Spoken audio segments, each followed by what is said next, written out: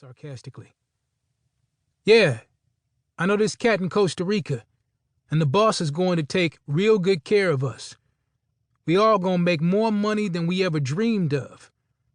We can kick it in Costa Rica for a few years until I can build my own dynasty and bring my father's down.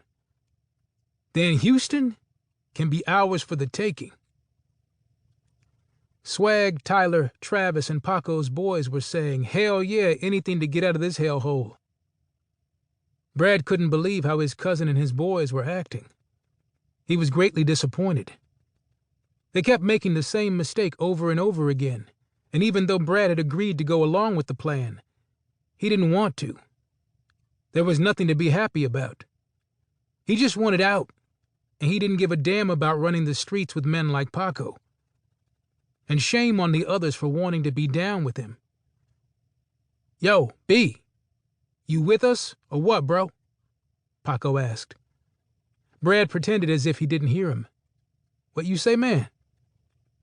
You down with us or what? Paco smiled. Yeah, I'm down for whatever. Cool, gentlemen. In a few short days, we will be free and very rich men. Paco raised his cup. To the future. To the future, everyone toasted, raising their cups. Goodbye, fellas, Brad thought, while taking a sip of his drink. I'm so glad this is almost over. In prison that night, Paco held a little party for all the inmates in the cell, with jerk chicken, barbecue ribs, corn on the cob, white rice, and cake. No one, not even the faculty at the prison, questioned Paco about having the party. Since he was an ex-member of the Hernandez Cartel, he still had money everywhere, and with money, people always respected him. He had the power, no doubt.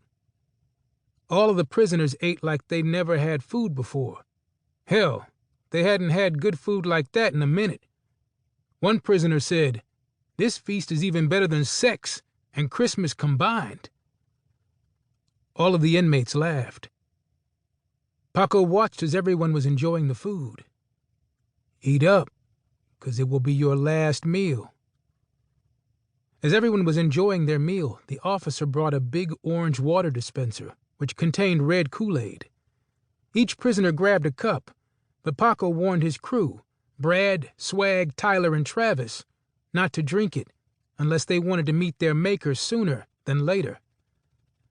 Paco proposed a toast to life and blessings, but in his mind, the real toast he wanted to say was "fuck you all and good luck in hell." All the prisoners ate and drank until it got quiet, and quieter. The cell went to a deathful silence. Brad and the fellas were scared shitless. Brad looked over and saw his boy Stan, who was now dead to the world. His eyes were wide open and without a blink. Good luck in the afterlife, my friend. He tried to hold in his tears. Brad knew that he did wrong by his friend, abandoned Stan when he needed Brad the most. He knew he had to reap it later, but for now, all he wanted to do was get the hell out of prison, check up on Diamond, and get out of Brazil with her by his side. There was a clicking sound, and then the cell door opened. "Come on," Paco said. Everyone followed his lead out of the cell.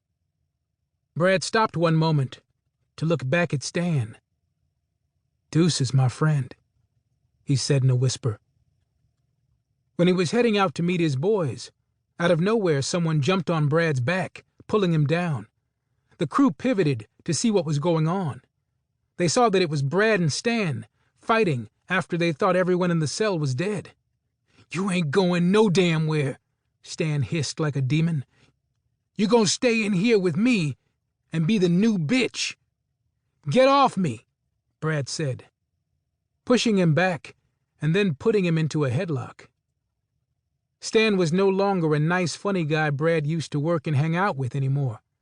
Stan had turned into a wild beast, thirsty for blood, but Brad couldn't blame him. Brad had sacrificed his friend to the wolves. Seeing and hearing his friend being beaten, raped,